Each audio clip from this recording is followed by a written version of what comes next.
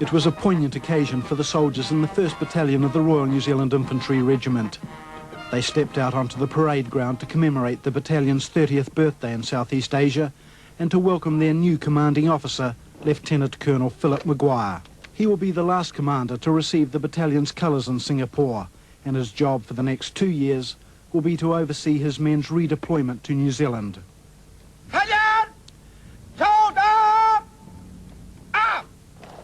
Lieutenant Colonel Maguire's battalion is unique. Throughout its history, it has remained constantly in Southeast Asia and has never served in New Zealand. In December 1957, the 1st Battalion of the New Zealand Regiment arrived in Malaya to join Commonwealth forces deployed during the Malayan emergency. The infantrymen relieved a squadron of crack Special Air Services troops which had been fighting communist insurgents since 1955. The battalion was based at Taiping and operated right up to the Thai border. The emergency officially ended in mid-1960, and by the end of '61, the battalion had moved its base south to Terendak near Malacca. In April 1964, the army reorganised and the soldiers in Southeast Asia became the 1st Battalion of the Royal New Zealand Infantry Regiment. Later that year, the troops were back in action, supporting the newly established state of Malaysia in the undeclared war with Indonesia, known as the Confrontation. Through to 1966, our soldiers operated in southern Malaysia and in Sarawak.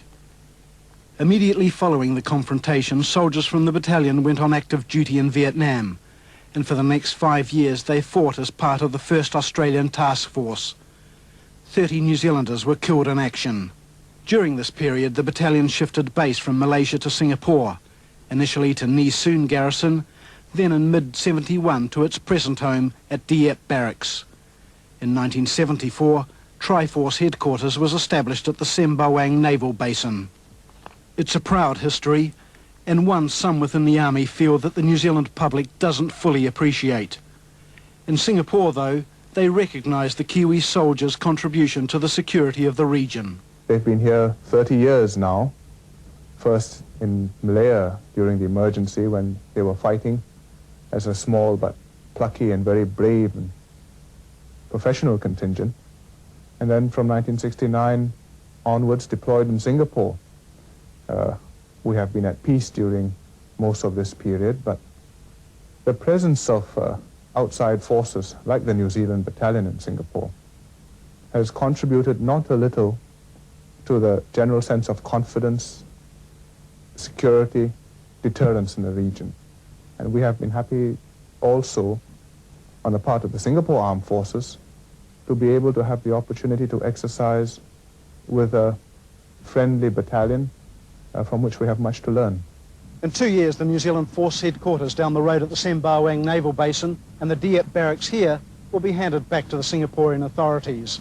Already, though, some land has gone. Over the back here, we were not allowed to film for security reasons. The Singapore Air Force has established a big base for medium-lift military helicopters. That base is just one multi-million-dollar example of Singapore's ongoing obsession with what it calls total defence.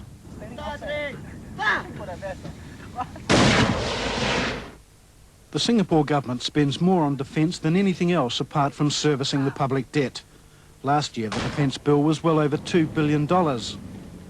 All males over 18 undertake at least 2 years compulsory military service, then are transferred to the reserve force till they're at least 40. Altogether, the Singapore Armed Forces are 250,000 strong, from a population of 2.5 million. Since the British announced their troops were leaving 20 years ago, Singapore's own military build-up has been dramatic, as has other development right across the small island nation. This is part of Yishan Newtown, close to the New Zealand Army barracks at Dieppe. It's been built to house 1 million people. It wasn't here 5 years ago. Culturally too, Lee Kuan Yew's so-called rugged society has sought to establish its own identity in double-quick time. The people here, whatever their racial background, are encouraged to think of themselves first as Singaporeans, and their gaze is fixed firmly on the future.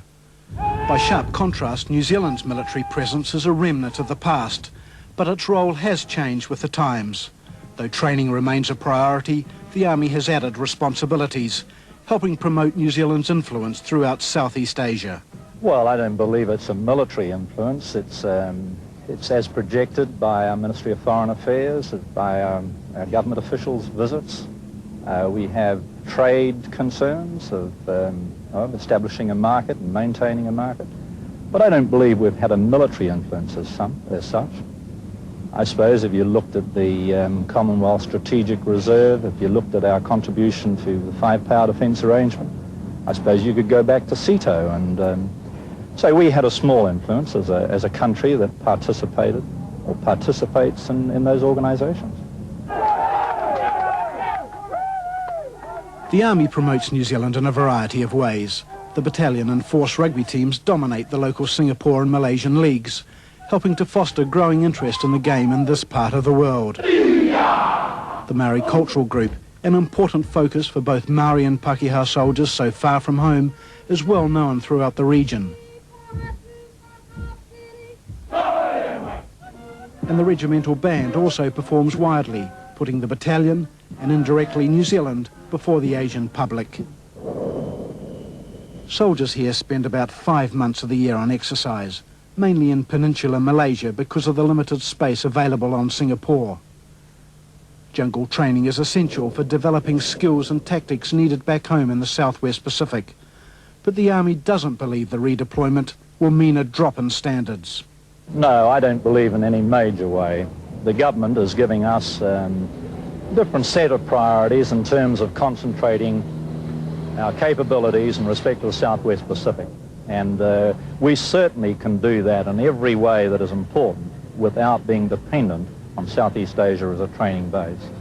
I mean, we can train in tropical environments, certainly in Queensland. I think within New Zealand itself, we can certainly acquire the military capabilities that are necessary for whatever may eventuate in the Southwest Pacific. When the government announced the redeployment, the Prime Minister described the Singapore base as an offshore Shangri-La.